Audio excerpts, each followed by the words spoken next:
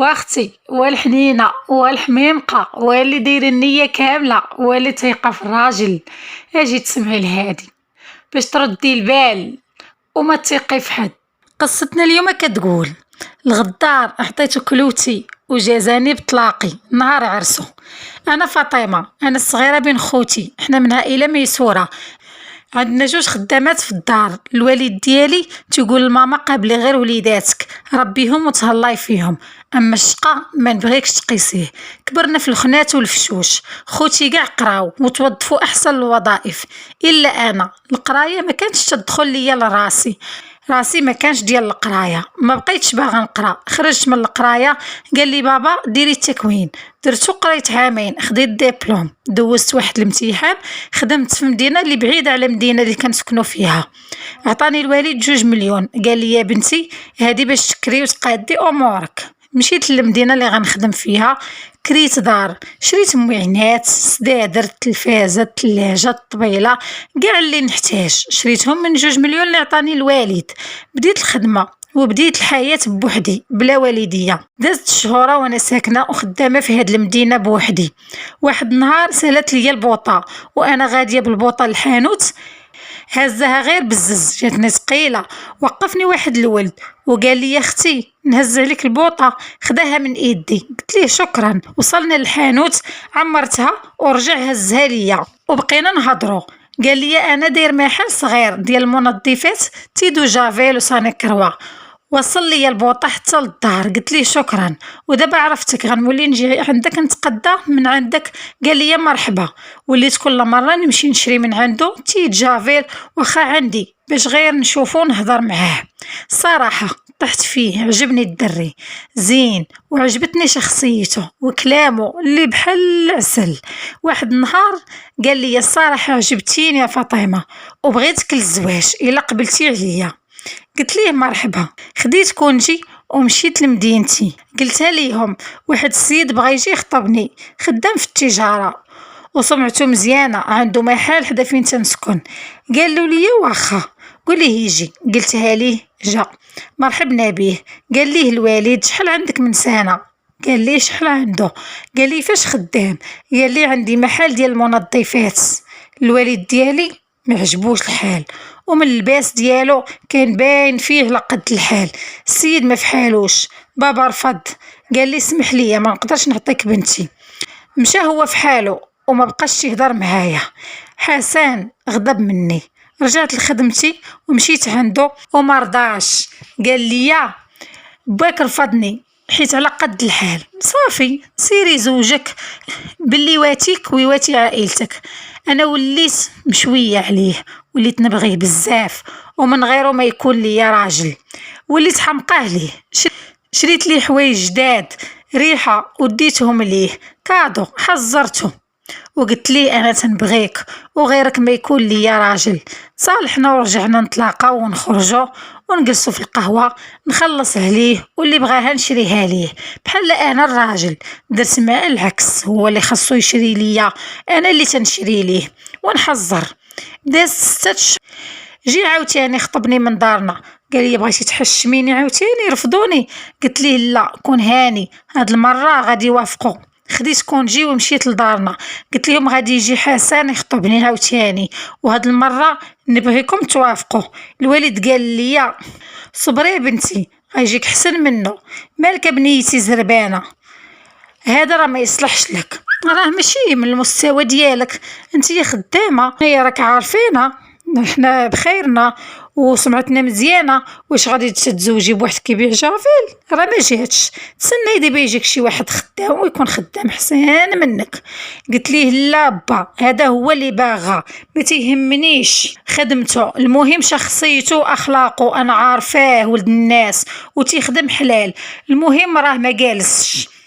جا حسن يخطبني من الدار وبابا قال لي: يا هاد السيده بنتي ما لايقش ليك، انا دابا سيمانه تنصلي صلاه الاستخاره والو تيطلع ما لايقش ما صالحش.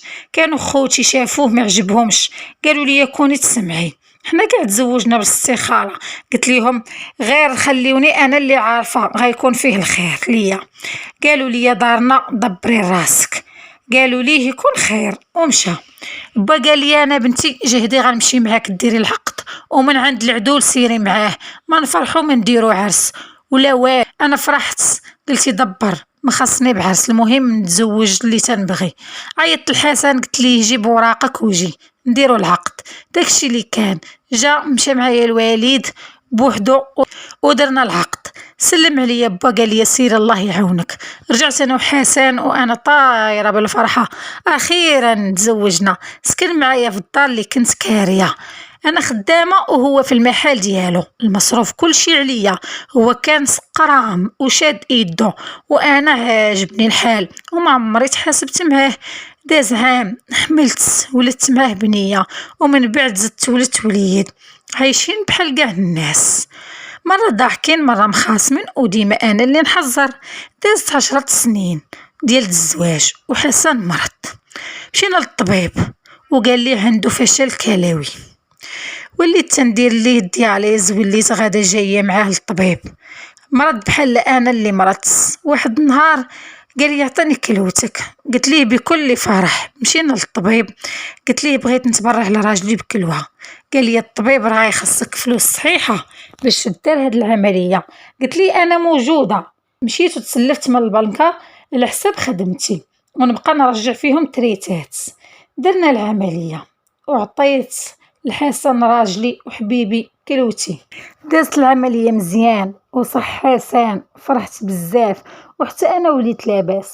رجعنا لحياتنا العاديه، رجعت لخدمتي وهو لحانوتو، وبقيت كنرجع في التريتات اللي خديت سلف ديال البنكه على حساب العمليه، وفي نفس الوقت تنصرف على الدار. وحسن كيف ما هو باقي شاد يدو. دازت عامين انا وليت عيانه وديما مهدوده.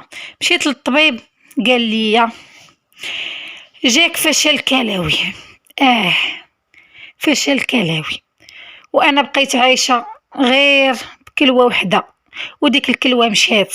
قلتها لحسن، بقيت فيه وحزن، وليت تندير دياليز، وليت مريضه بزاف، ما بقيتش قادره نخدم. خرجت من الخدمه وما لقيت اللي قابلني. دارنا ما بقاتش علاقتي بهم زوينه من ورا زواجي بزز منهم.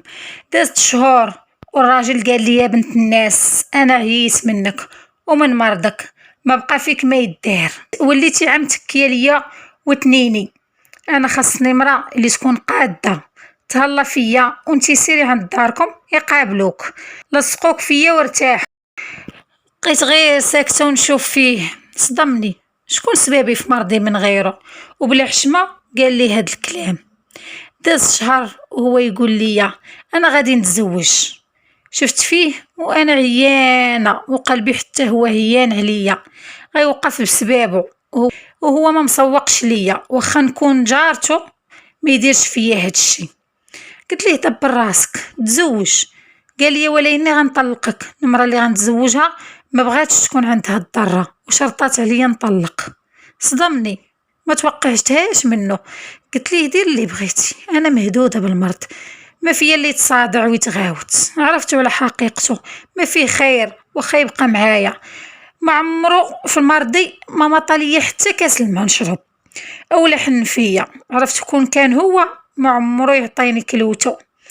درتها بيدي وعطيتو كلوتي اللي ما يستاهلهاش ناكر المعروف.